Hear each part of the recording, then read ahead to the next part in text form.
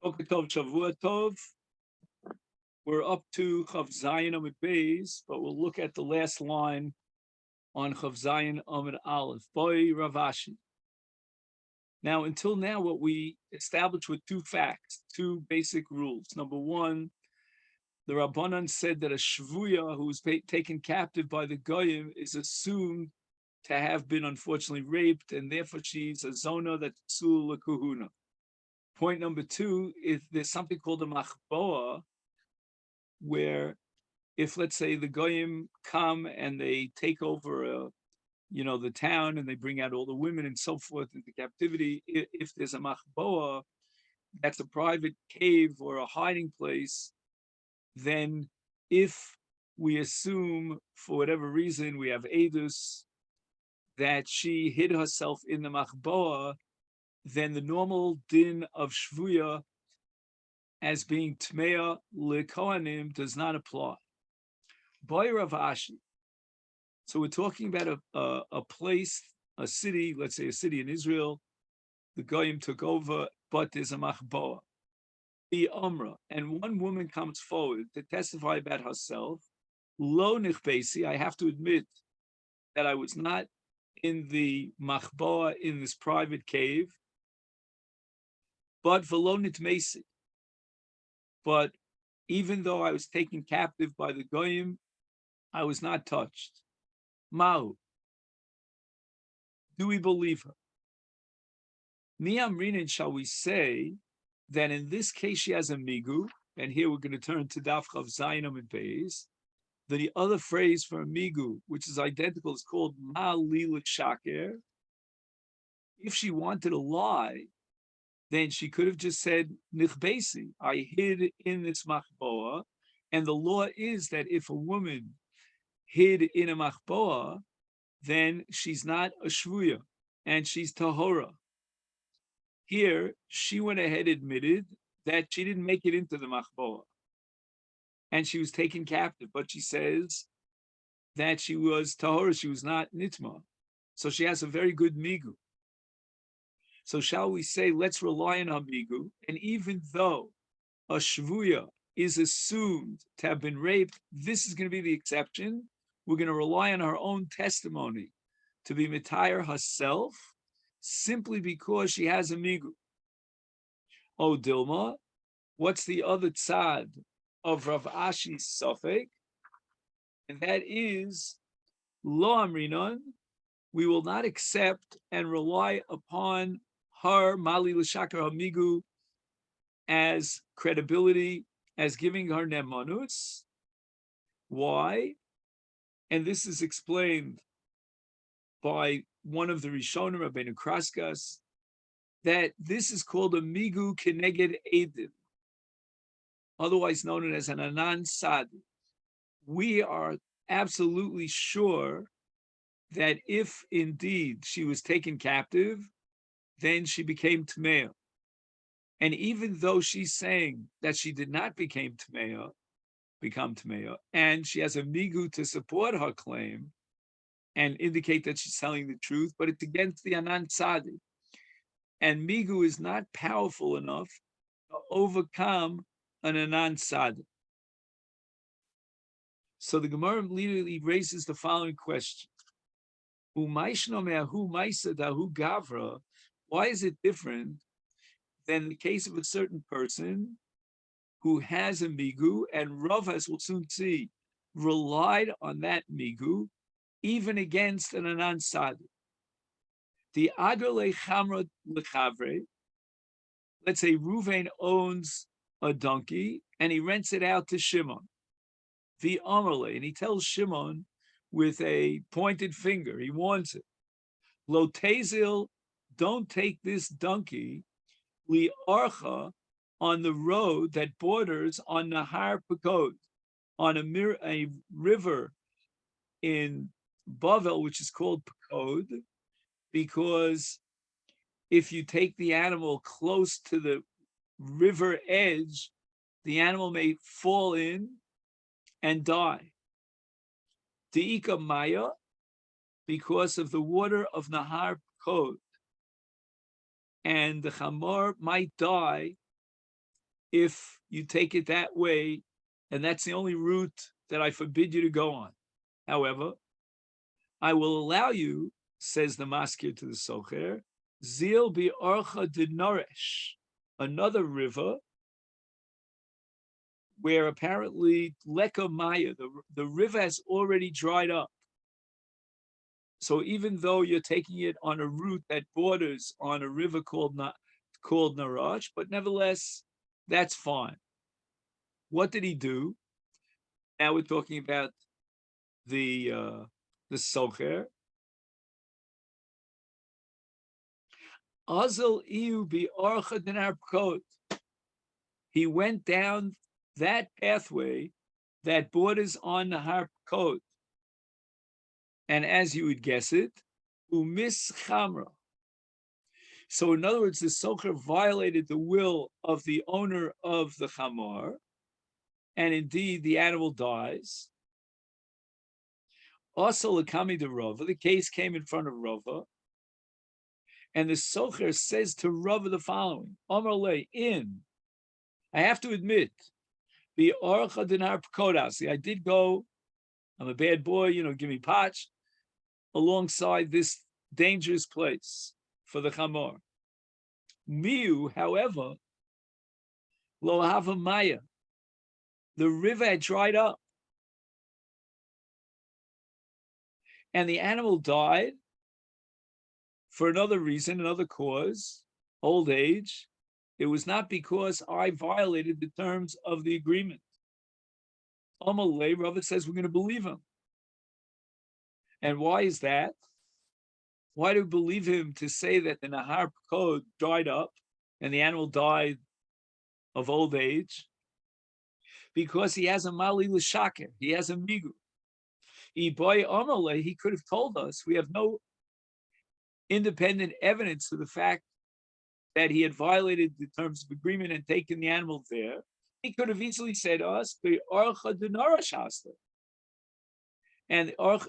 Narash had dried up, and he had perfect reshus to allow him to take the animal there, and therefore that's a proof that he's not lying. If he wants to be a liar, then he has an easy lie in front of him. He could just said, I did exactly what the maskir said, and I took it down Narash. Normally Abai turns to Rav and he says, okay, fine, he has a Mali L'Shaka. So what?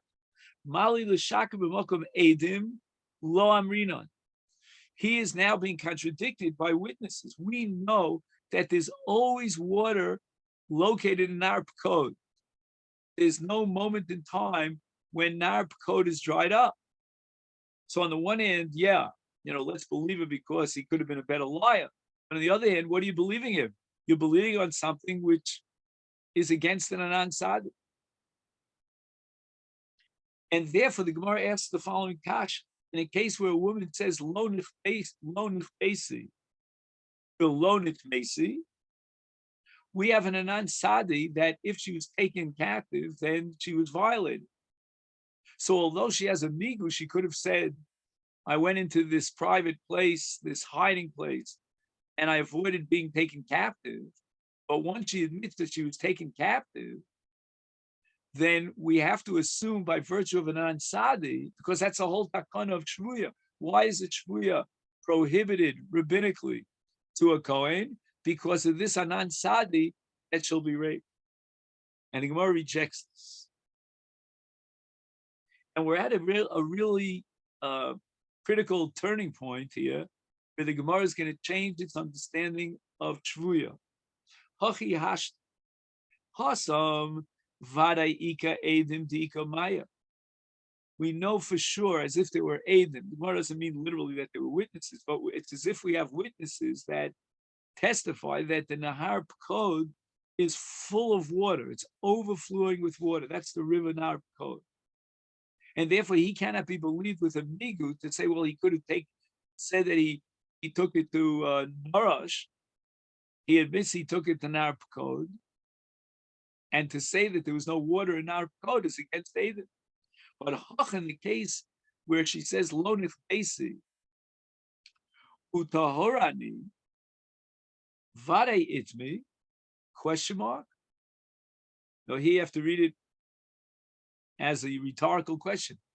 Vade itmi? Can anybody say 100% sure, like an ansat? We know that there's water in our code, but do we know that a woman who was taken captive was raped? Ashashahu. Rabbanan suspected that she was raped, but it's a begetter suffix. It's not begetter vade. There's no anan sadek. We're not definitely sure that she was raped. Ubemakom chashasha amrinon, and here we have to add three words, mali l'shake. When it's only a chashash, but it's not an ansadi, it's still begetter suffix, then she would be believed with a mali l'shaker against the suffix. Now the Gemara goes back to the Mishnah. The Mishnah says in Yesh Edim, we're talking about a woman who was taken captive, and there's testimony to the effect that she was not touched. And who qualifies for such testimony? The Mishnah says afilu eved, afilu shivcha nemonim.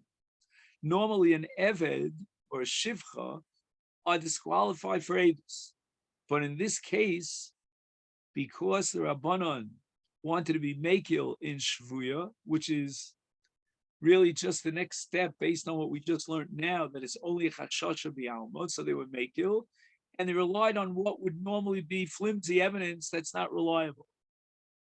However, the question is, whose shivcha are we talking about? Is it the shivcha of the shvuya herself, or is it the shivcha of, let's say, a Kohen who is either married to this woman who was taken captive, or maybe wants to marry this woman? So the Mishnah doesn't qualify. It says afilu shivcha. And an unqualified statement means just that it's not qualified. And therefore the Gemara says afilu shivcha dida. Dida means hers. Mehemna. And now we're going to see in a minute that with regard to a woman's shivcha, there's a special relationship, call it a friendship, between a woman and her shivcha. And that's going to be proven in a second. And once having proven that, the Gemara is going to assume that you can't trust a shivcha who's testifying in a way that protects the interest of her master, of the mistress. How do I know that the halacha postulates a certain kind of a reciprocal, you work for me and I work for you relationship between the balas hashivcha and the shivcha, reminu. And now we're going to learn a little bit based on a Gemara Gittin and Gimel, Ayin Gimel, about the laws of yichud. Now, how did the laws of yichud creep in to the sugya on Ayin Gimel in Gittin? We're talking about a man who is getting close to the end of his life, and he gives a get to his wife with a t'nai that the get should be chal shah achas lifnei mosi, 1 hour before my death. So we wait till he dies, and when he dies, at that moment, lemafreya, we go retroactively to 1 hour earlier, and that's when the get is chal. However, there's a psul, a disqualification of a get called get yoshan, which sounds like an old get, but what does it mean? It means that if a man gives a get to his wife, and before the get is chal, let's say he sent it with a shliach, or he made it t'nai, that'll be chal with 30 days down the line, etc., etc. And within that period of time, he has a relationship with his wife. That's mavatal the get. And in the case of a get yoshan, even if he only has yichud with his wife, he's alone with his wife in a private place, we're going to assume that he may have had an intimacy with her in that private place, which would be mavatal the get, and the get would be possible as a get yosh. However, here's where the laws of yichud come in. Under what circumstances do we have privacy? If there's someone else in the room and she, the wife, who received this get that's going to be chal later on retroactively, she would be embarrassed to have a relationship in the presence of that person. You might call it in English a chaperone. Then we could assume that she did not have intimacy and the get is still valid. However, there's one woman who, even if she's present, would not serve to embarrass this married woman from having a relationship, and that's called a shivcha. And the Mishnah says in Gittin that Lotis Yached Ima, after he gave her the get, he should make sure not to be alone with his wife. Ella al pi edim, unless he's alone with her, she's alone with him in the presence of witnesses. And one witness is enough, because that's going to inhibit her from having a relationship in front of that person. Afilu al pi eved al pi shivcha.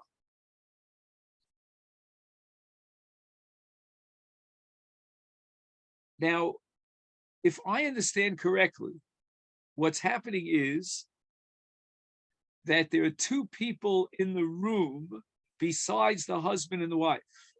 One of those two people is either an Eved or a Shivcha. So we really want, in an ideal sense, two witnesses. And if, heaven forbid, they had that relationship, the witnesses would testify to that effect, or alternatively, they'll testify that they did not have this relationship. But we're going to be makil, and we're going to allow for one of those two witnesses to be an Eved or a Shivcha. Chutz, who is excluded from being that chaperone? Shivcha sa, her own shivcha, right? The married woman's own shivcha. Why? Liba gas b'shivchas. Now the phrase libo gas is indicative of a friendship. As I said before, I work for you, you work for me. You know, we're rooting for each other, we're in cahoots. That's called libo gaspa. And as a result of the relationship between a woman and her shivcha of libo gaspa, she, the woman, is not embarrassed in the presence of her own shivcha to have a be'ila relationship. So therefore, in that scenario, where a married woman is alone with her husband in the presence of her shivcha, we have to assume and suspect the possibility that she had a be'ila relationship with her husband. And therefore, in a sense, that be'ila is like almost like a new marriage, meaning the get that was delivered before that intimacy is invalid, and now it's like they started a new marriage all over again. And they would need a new get, and if he died, then she's an almana, but she's not a grusha. Now, in my Gemara, and this is where I got a little bit stuck, but let me try to explain to you where I had my issues. He says, and this is based on Rashi, that at the moment that they had a relationship, they're definitely considered married with each other. Now, people know that he gave her a get. He gave her the get before this relationship, again with the Tanai that would be Chal Sha'achas Lifnei Mosa. But in the eyes of the spectator, Yomru, they will say, Shekfar Chala get Mishas Nisina, that the get was already validated at the time of the Nisina. And therefore, if she had a relationship with him after the Nisina Saget, and the people think that the get is valid, they're not up on all the tanoim that he made, that it'll be chal only 1 hour before his death. The child that she might have from this relationship is going to be considered in the eyes of the spectators, Eilu nolad mipanui haba ala pnuya below kiddush. So again, I don't know how all this happens in terms of, the rumors, and there are no cameras here, and I don't know exactly how to construct this, but what happens is that if at time T1 he gave a get to his wife with all the conditions that we mentioned, at time T2 he had an intimacy with his wife, people will believe that the get was chal already at time T1. A child that would be born from that intimacy that took place at time T2, again, the child will be born 9 months later, but that child is considered to be, again, I don't have the accurate term for it, I'm going to call it a pagum, a child that was born out of wedlock. So to read it inside, he says, Yetze mizeh takolo, we're afraid of the following takolo. Sha'aroim es haget, Yomru shu chal kvar mishas nesina, that the get was chal from time T1. V'im yivoled ben mibiazu, if they had an intimacy after the get, time T2, and a child will be born, Yomru olav, they're going to say about this child, shenolad mimena, that the child was conceived by a bia that took place li'achar shechal get, after the get was already chal. They don't know about all these, post condition time conditions. V'afal pisha be'emes lo chal get bosa shah el yachar zman sheba leah dahainu shach as kodem misasa. So in truth, according to halacha, the get was not chal; they were fully married. Nimtza Shalachinam misgana b'na al yedei get. The get is going to cause a gnai to the ben, to the child that's born. Sha'omrim olav, again, as we said earlier, shenolad mipani abba al apnuya below kiddush. So therefore, what we're going to require is that if a husband has yichud with his wife after he gave the get, even though the get hasn't been chal yet, that's going to make the get into a get yashon, and he's going to have to write a new get after the yichud. In any event, we see clearly that a woman's shivcha is not suspect of blabbing about an intimacy that she saw her mistress involved in. She rather cover up for her mistress, and even if we interrogate her, she will deny that she saw the intimacy because she's working on behalf of the married woman in this case. And she realizes that if she would go ahead and reveal the story that she actually saw, that's going to undermine what we call liba gas b'shivchasa, that, cahoots relationship that we spoke about earlier. And therefore, a woman will not be inhibited to have a sexual escapade with her husband in the presence of her own shivcha. And therefore, the Gemara asks, now we'll swing back to the Kasha on our Mishnah, how could her shivcha be believed to testify that her gvirta means her mistress, I hope I have the right English word, went ahead and was tahora during the captivity period? She obviously is going to cover up for any and not reveal anything that might work to the detriment of Gevirta. Amarav Papi Bishvuya Hikilu. Not only were they makil to rely on the testimony of a shivcha, but they will rely on the testimony of her own shivcha because we don't have clear evidence that during the period of captivity she had a be'ilah and she was nitmes. It was only a chashash, and it was created by the Rabbanon, and the same Rabbanon who are machmir on a shivcha, prohibiting her to marry a Kohen, were mekil in the case where the shivcha testifies about her own virta that she was tahora and she was not violent. So that's Rav Papi. Now we get to Rav Papa. Ha b'shivcha dida, ha b'shivcha didei. Wait a second. When the Gemara says in Gittin that a shivcha is liba gaspa, and therefore the yichud, even in the presence of her shivcha, would cause us to suspect that she had beer with her husband in that yichud situation.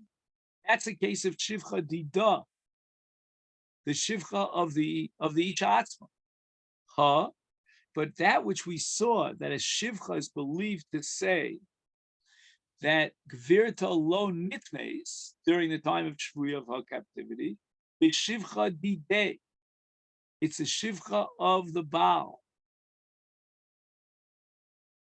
So now we're talking about a situation of a married woman who never was taken captive, and there's only a shivcha, who's again, generally speaking, is disqualified for testimony, who can testify about her, this married woman, that she wasn't violated. And since it's not her shivcha, rather his shivcha is not suspect of working on her behalf to testify that she's tahora, and therefore she's like any Eid Echad who's believed to testify that the shvuya was lo nitmes. In the words of the commentary here, he says, Ein lachshosh, we're not going to suspect Shema to shaker lahoy litovas ishto shel adoneha.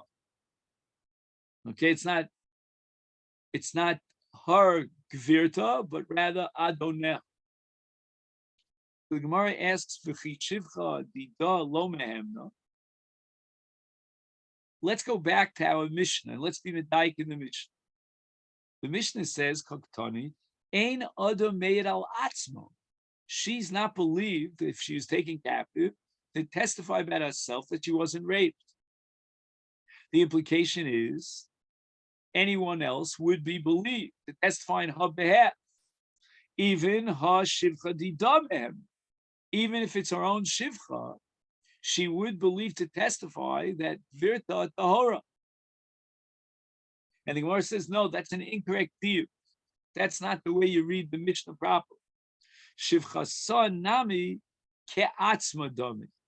When it says ein adam neman al atzmo, atzmo is coming to exclude others, but not to exclude her own shivcha, because her own shivcha is ka'atzma dami.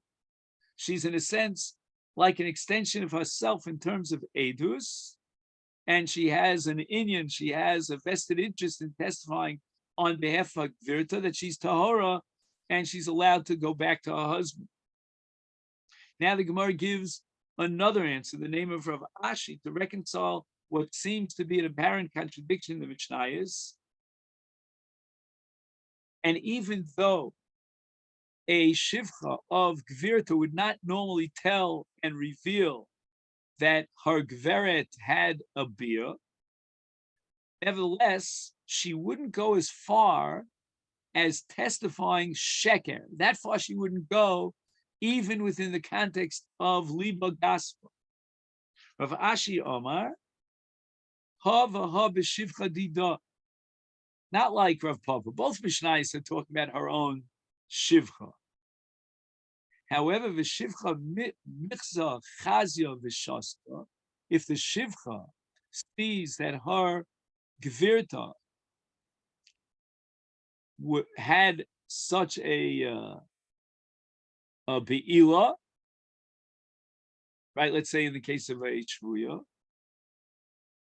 then she would not tell it to anyone. She's got a loyalty to her gvirta. But on the other hand, hasam dishtikasa matirasa lo mehemna bahacha dishtikasa osrasa mehemna. We're not afraid that she would go as far as to perjure herself in court and testify in a sheker. And now we can compare the two cases. We have the case of the get. And we're going to suspect that in the yichud between the husband and the wife, they had an act of intimacy.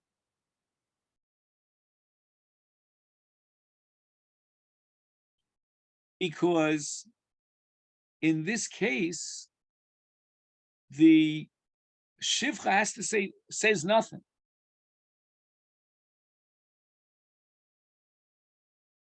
Right? She says nothing. She's not going to lie. She'll just be quiet. She'll be silent. And normally we say that if a man who gave a get to his wife would have yichud with his wife after the get in the presence of a shivcha, then we assume that she was inhibited and she wouldn't have had a be'ila. It's not yichud, and the get is kosher. So unless we have testimony to prove that he had a relationship with her, we assume he did not have a relationship because there's the inhibiting factor of the chaperone, as we call it. And therefore, it's very convenient for the shivcha, if it's shivcha dida, to protect the interest of her gvirta, because all she has to do is say nothing and will be matir and rely on the get as a valid get in the absence of any testimony that there was be'ila, because in the presence of someone else, we assume that they're inhibited. But hacha, in this case, you're asking her to say a lie that she won't do. Shtikaso sarta, in the present condition of a shvuya, the assumption is that she was violated. Now we need edus to testify, taking her out of the chazaka situation, that she was not nitme, she remained tahora. So now you're going to require of this shivcha, who shivcha dida and liba gaspa, to testify that I know that they didn't touch her. And we're not afraid, we don't suspect that she'd be caught in the context of the relationship of liba gaspa, that she would go ahead, bekuva say, and purge herself and lie in front of the bezdin and say she's tahora, that they didn't touch her.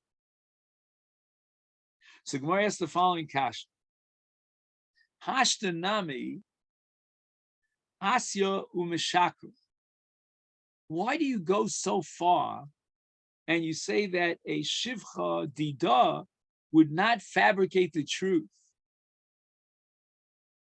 In the case of a shvuya, we should go a step further, and logically, we should be choshesh that this shivcha will actually lie and fabricate a story in order to protect the interest of gvirta. She's going to actually lie and testify lo nitma. She loves her gvirta so much, and she's, afraid in her presence to do anything that might be interpreted as you have to be broken up from your husband. So the Gemara says, Tarti lo of. This is already a double strike, two strikes against you. Why? If the shivcha would testify, shelo nitma,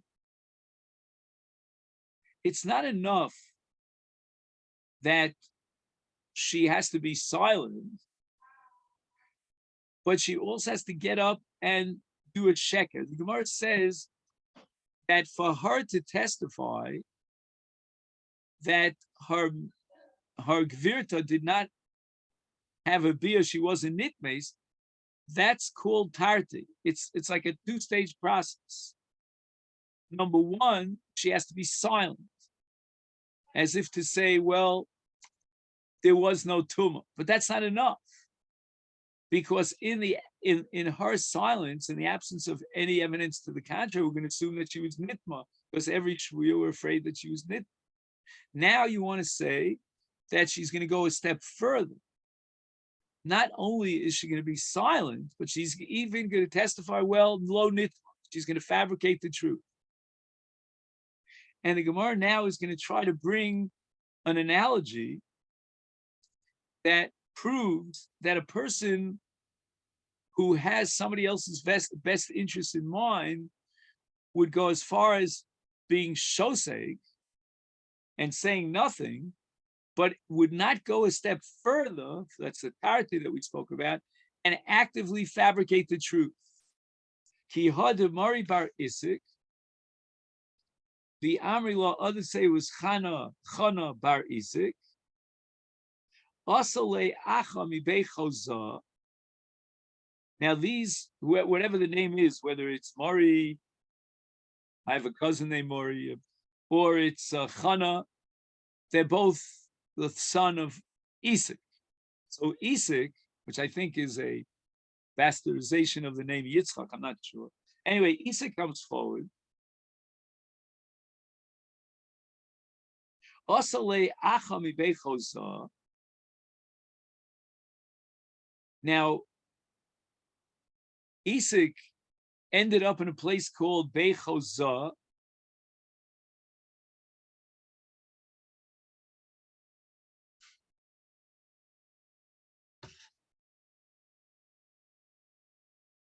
and he's together with a child, a katan. And Rashi points out here that he kiru biyoso yeled katan, although when he was a child they recognized him, but later on when the child matured they couldn't recognize him anymore. So they weren't sure exactly whether he was an heir. How do you spell it? H-E-I-R? Is that correct? Right? Whether he was an heir to be Yoresh, his father's nechas. Now the father dies. And this youngster, who is now a little bit older, more mature, he testifies that I'm one of your brothers. And therefore I get a share in the Yerusha. Amalei, lo gli b'nichsei diaba. I want half the estate. Amalei lo yadanala. We don't recognize you. Well, maybe we knew there was another brother that was born, but we don't recognize you. Who are you? Be a man from the street, imposter, that you're presenting yourself as a brother in order to get to Yerusha. Bring Eidim, therefore, that you are a brother. The question came in front of Rav Chisda, and Mori was, or whether it was Mori or Chana, had rejected this youngster and said, you don't have a right to the Yerusha. Amalei Rav Chisda says to that anonymous brother, we don't know his name, Shapir Karmelach, Mori is right. They don't recognize you. You have to prove that you are the Ben Katan that went with his father to a place called Chuzah many years ago. And I'm going to prove it from you from the case of the Achei Yosef who came down to Mitzrayim. So you see that it's very common that a youngster, a brother, leaves the presence of his brothers, and years go by, and the brothers don't recognize him. As it says, V'heim lo hikiru. So he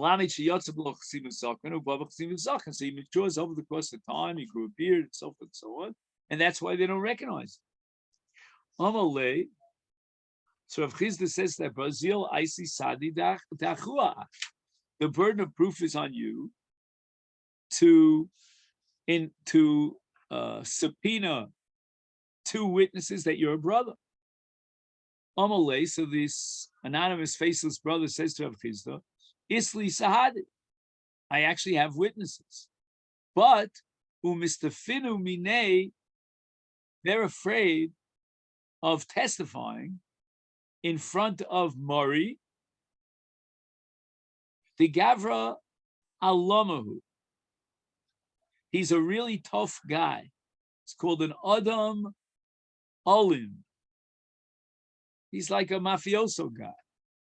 Adam don't want to get involved. This is so typical, right? Where the witnesses rather not get involved.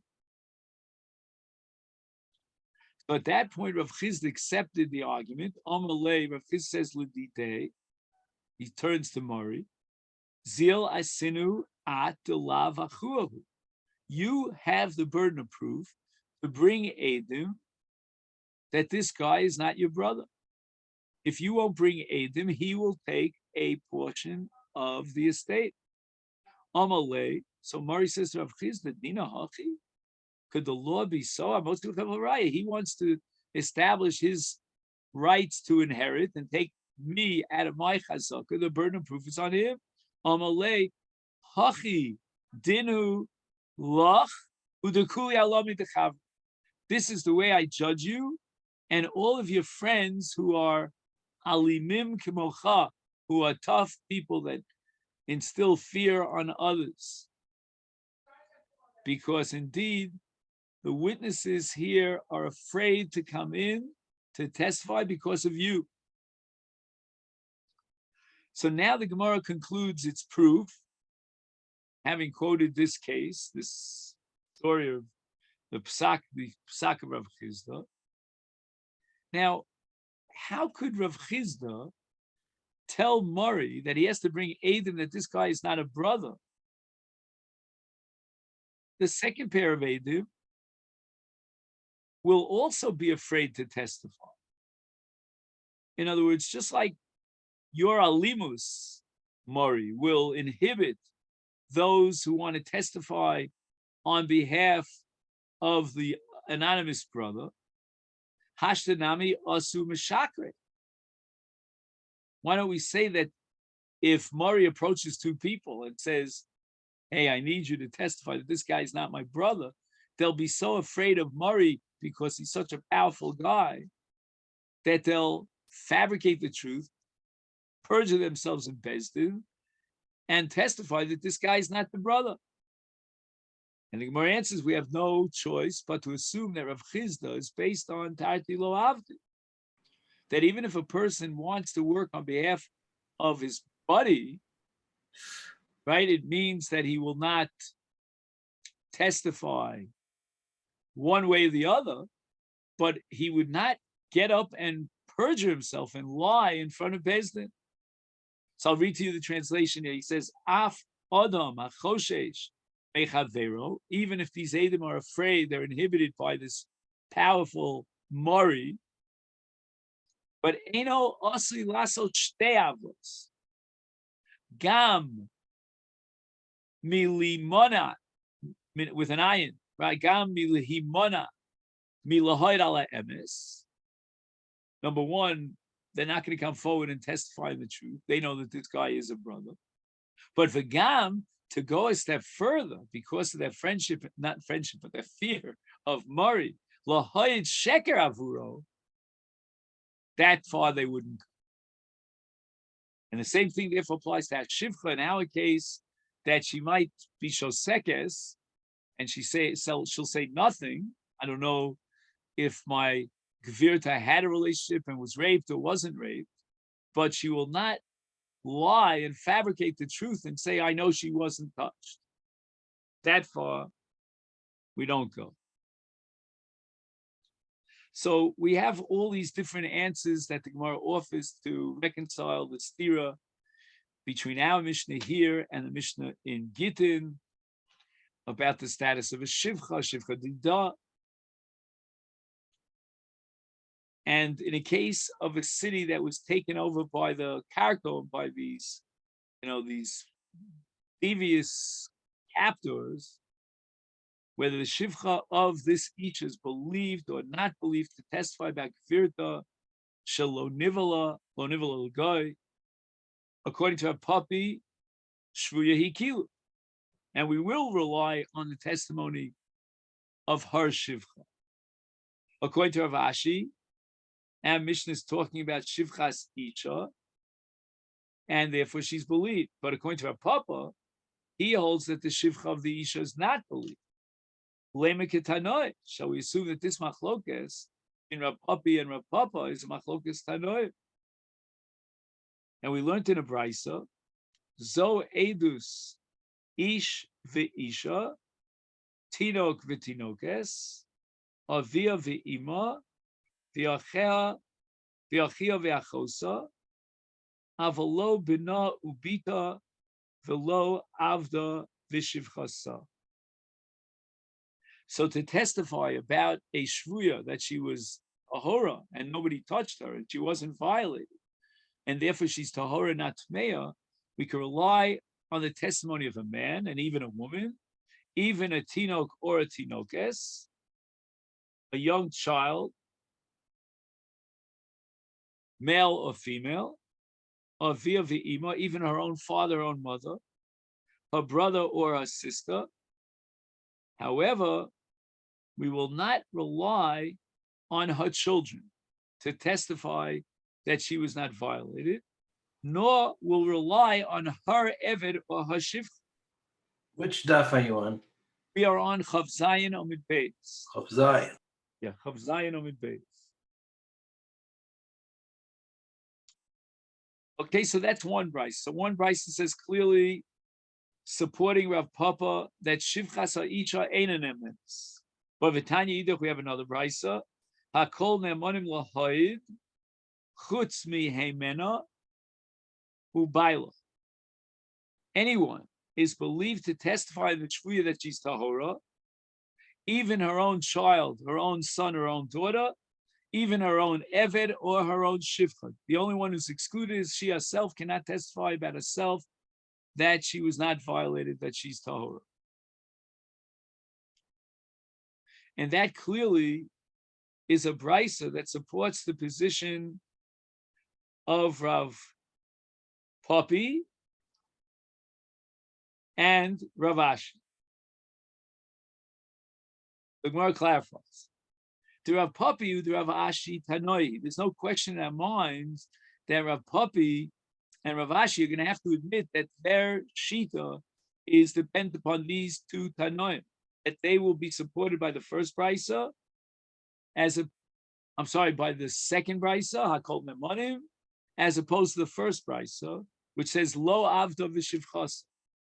However, Rav Papa, who's of the opinion that a shivcha is not believed to testify about Gvirta Shalo Nitma, Mi Lema to Tanoihi, would Rav Papa have to agree and admit that his shita really could only be defended by and supported by the first brisa, but the second brisa admittedly is against Rav Papa.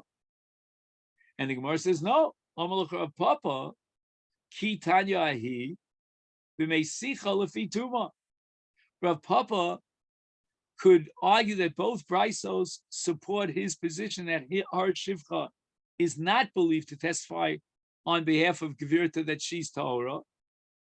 And therefore we understand very well the first brisa and the second brisa, which says Hakol Emanim Lahayid, which means even shivcha. That's a case of Mesicha Lefi Tuma. She didn't come in to testify. She wasn't subpoenaed to stand in front of Bezdin and testify, I know that there was no violation of this woman and she became Tmeya. No, she was telling us a story, Mesicha Lefi Tuma, and as she was telling the story, she mentioned that this woman, my Gvirta, was Tahora, they didn't violate. Kiha, the Gemara now gives an example of this. Dechi asa Rav Dimi Omar Rav Dimi came from Eretz Yisrael to Bavel, and he tells us the following story. Rav Hanan Kartigna, I guess he came from a city called Kritigi. Mishtoi. Mishtoi means he told us the following story. Maisa Bolifnei, Rabbi Yeshua ben Levi. Amri loved to say Rabbi Yeshua ben Levi Mishtoi. Rabbi Yeshua ben Levi was telling the story about something that happened in front of Rebbe. And what was exactly the story? Maisa Bolifnei Rebbe V'Adamechad Shayim Mesiach the Daito Lefi the Mesiach Lefi Tumo, telling a story. And this was the story that he told. Ani ve'imi nishpeinu, me and my mother were taken captivity in Ovdik. And I was with her the entire time. Yatsasi lishov mine, except for a moment that I went out to get some water and draw water from the well. But daiti al imi, I was still somehow, like looking behind me to make sure that no one came near my mother to have an active tomb. And sometimes I went out to cut wood. So, this reminds me of the Jews in the camps and so forth. And I was still watching Daiti al-Im. In other words, I can testify about my mother that she was not violated. V'sia Rebbe Lakun al-Piv. And Rebbe, based on the testimony of our own son, allowed her to marry a Kohen. And why? Because the son was telling a story, Mesiach Lefi Tumo. He was not subpoenaed into Beis Din and interrogated as a witness. He offered a story, and either Beis Din heard the story or witnesses heard the story, and they brought it to the attention of Beis Din, and we could rely on that story. And now we get to the Mishnah here on the bottom of Daf Chav Zayin Amud Beis. We said, Ein Adam Neman Al Atzma. Amar Rab Zechariah ben Akatzav. Now this Rab Zechariah was a Kohen, and he was alive at the time of the second Churban. And the enemies took over Yerushalayim, and he declared Hama'on Hazeh. Hama'on Hazeh is a language of a shvuah. And Hama'on refers to God who's Shochein Shchinaso Al Beis Hamikdash, which is the Mon of Hashem. I take an oath by the name of God, Lo Zaza Yada Mitoch Yadi. From the moment that the enemies came in to Yerushalayim and took over and destroyed the city, taking the women captive and raping them, my wife was with me at all times. I accompanied her every moment. Amrulo, but the Chacham said, Ein other meimed al atzma. Your wife has the din of a shvuya. There's nothing we can do about it. Because just like she would not be believed to testimony about herself that she was low nitmes, he is considered ishto kegufo, like her, and he's not neman. So we have no testimony. And the women were taken captive. Mar says, Tana, we learned in the Brisa, the afal piche. Even though the Chachamim prohibited Rabbi Zechariah ben Akatzav to resume his relationship with his wife, nevertheless, they didn't go a step further to prohibit him from living in the same chatzer as his wife. But Yiched lo bayis bechatzero, he was allowed to designate a house or room in the chatzer,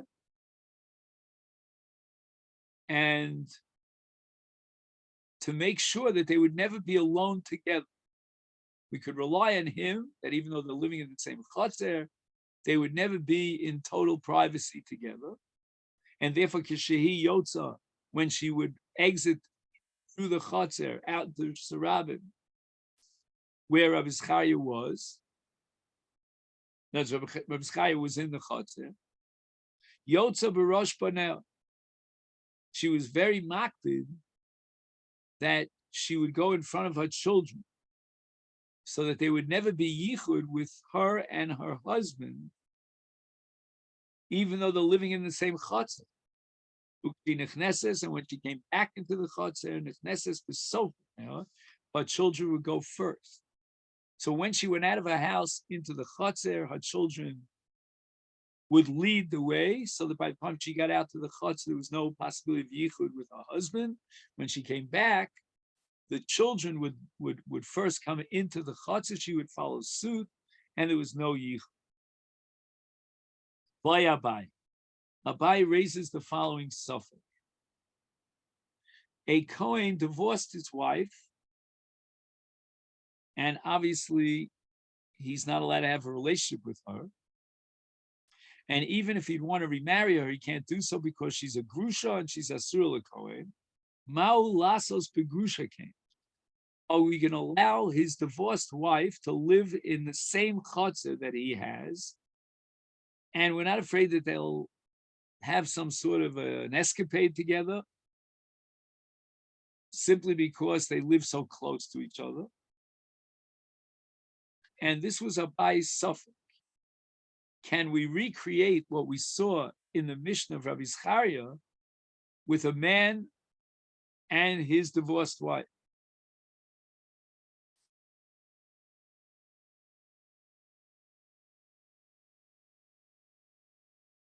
So here are the two studim that Abai vacillates. But Hassam in our Mishnah, when they were matir Rabbi Zechariah ben Hakotza to live in the same chotzer as his wife, that's the B'Shvuya Kilu.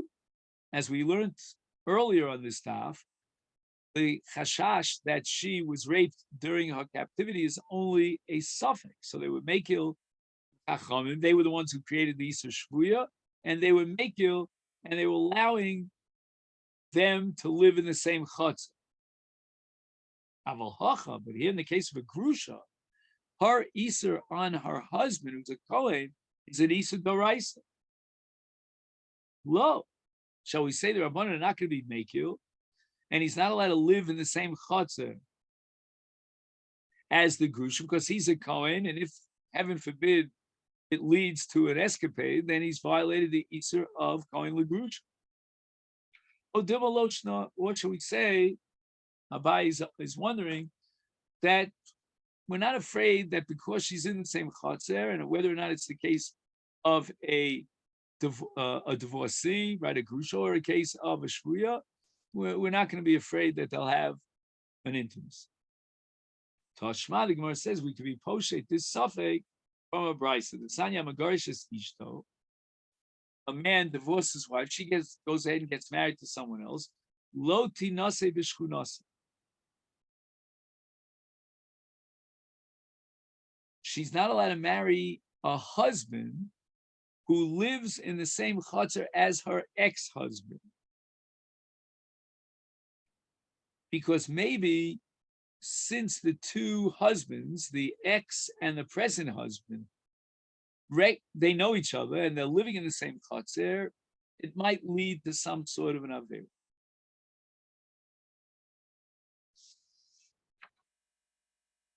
And on the top of Chav Ches Amid Aleph, which is where I had planned to start today, but got stuck on the previous. Im Hoya Kohen, if her husband, her first husband, was a Kohen, now he divorced her, and she becomes Asura Olav Midoraisa, is then Lotavo, Lotadur Imo Bimavui. Right, since they know each other, they were married to each other. Now she's divorced. They should not be living in the same mavui, which is even a larger area than a chotzer. However, that they're allowed to live, he in one mavui and his ex-wife in another mother. V'im haya kfar katan. Apparently, Kfar Katan is such a small village that people see each other all the time. And Zelia Maisa, there actually was a case of a Gruch of a Kohen, and they lived in the same small town. The Amru, the Chacham declared, Kfar Katan midon k'shkuna achas.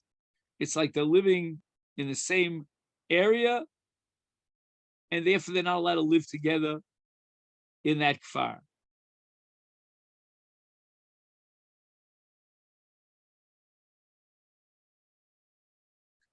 So the Gemara clarifies, mi nidcha mipnei mi. Right? One of them wants to live in that place. Who gets rights to live in that place? Who has to pack his bags or her bags, leave the kfar in order to avoid this Issa? Tashma desanya, he nidches mipana, vein hu nidche mipana. As a general rule, she has to pack out and find herself another town, another village. But in the case of the Chatzer, which she owns the Chatzer, we're not going to undermine her rights to use her own Chatzer. Her Baal would have to pack out and find himself another Chatzer. Okay, so this leads us to Ibaylahu, which in Mirza Hashem we'll pick up tomorrow at 8. So this week I'll be teaching only the Daf Yomi Shir, and I'll thank you for coming. Wish you a great